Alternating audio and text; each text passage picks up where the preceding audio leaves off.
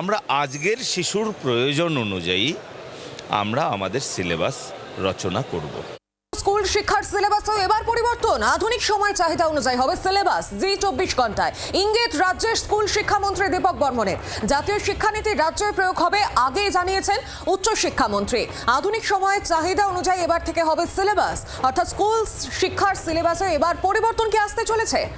এই প্রশ্ন উঠছে জি 24 ঘন্টায় ইঙ্গিত রাজ্যের স্কুল শিক্ষামন্ত্রী দীপক বর্মনের। জাতীয় শিক্ষানীতি রাজ্যেও প্রয়োগ হবে আগেই জানিয়েছিলেন উচ্চ শিক্ষামন্ত্রী।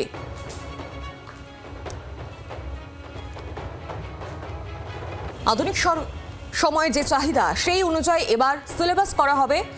জি 24 ঘন্টায় ইঙ্গিত রাজ্যের স্কুল শিক্ষামন্ত্রী দীপক বর্মনের।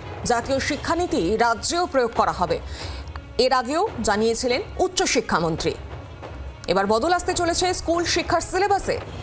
এবার কি সিলেবাস পরিবর্তন হতে চলেছে? আধুনিক সময়ের চাহিদা অনুযায়ী এবার থেকে সিলেবাস হবে। আরো বিস্তারিত জানবো গোটা বিষয় নিয়ে। সঙ্গে রয়েছেন প্রতিনিধি মৌমিতা চক্রবর্তী। মৌমিতা, তৃণমূল জামানায় সিলেবাস নিয়ে অভিযোগ কম নেই, বদলের বাংলায় এবার সিলেবাসে কি ধরনের বদলের ইঙ্গিত দিয়েছেন স্কুল শিক্ষামন্ত্রী?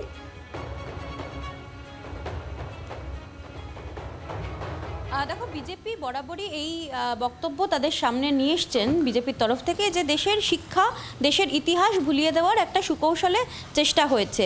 বরাবরই যখন যে কেন্দ্রের ক্ষমতায় এসেছিলেন তখন তারা অভিযোগ করেছেন যে কংগ্রেস আমলে এই পরিকল্পনা সবথেকে বেশি এবং গুরুতরভাবে করা হয়েছিল, এবং এই রাজ্যের ক্ষেত্রেও যেহেতু 34 বছরের একটা বাম শাসনকাল ছিল এবং তারপর 15 বছরের তৃণমূল কংগ্রেসের জামানা, খুব স্বাভাবিকভাবেই ইতিহাসকে ভুল এবং ইতিহাস বিস্তৃত জাতি, বাঙালি জাতি, যারা নিজেদের সংস্কৃতি, নিজেদের কালচার, এমনকি দেশের যে সংস্কৃতি, সেই সংস্কৃতির সঙ্গে সঠিকভাবে পরিচিত নয় বলে তারা অভিযোগ করেছেন বারবার। এবং তাদের বক্তব্য এই বিষয়টায় বরাবরই থেকেছে যে যত বেশি মুঘল সাম্রাজ্য নিয়ে পড়াশোনা করানো হয় তার থেকে কম, বা বলা যেতে পারে যে সিকিভাগও পড়ানো হয় না এখানকার হিন্দু রাজাদের বিষয়ে বা দেশের হিন্দুদের অবদান সম্পর্কে, সেই বিষয়ে তারা জানেন না।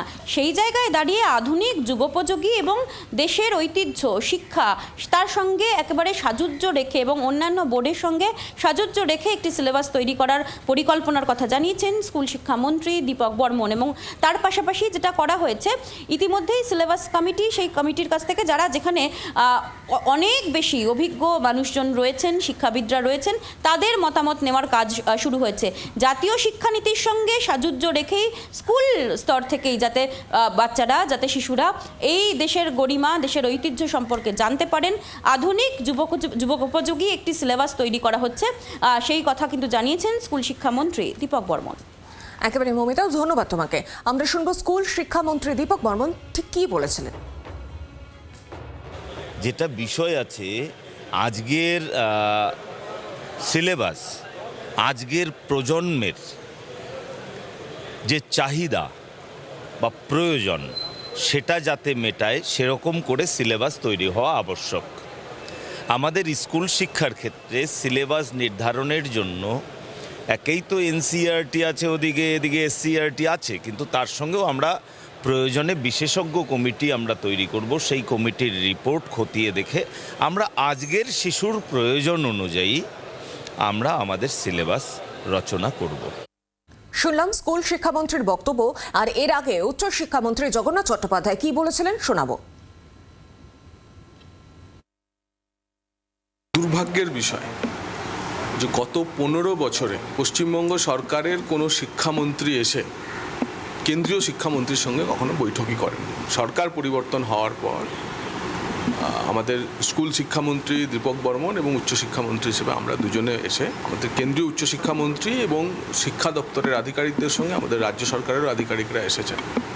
আমরা একটা যৌথ বৈঠক করলাম। প্রায় গত 1.5 দশকে আমরা পিছিয়ে দিয়েছিলাম পশ্চিমবঙ্গে, তার কোর্স কারেকশনের সময় এবার এসেছে। বাংলার আওয়াজ, বাঙালির আবেগ, জি 24 ঘন্টা।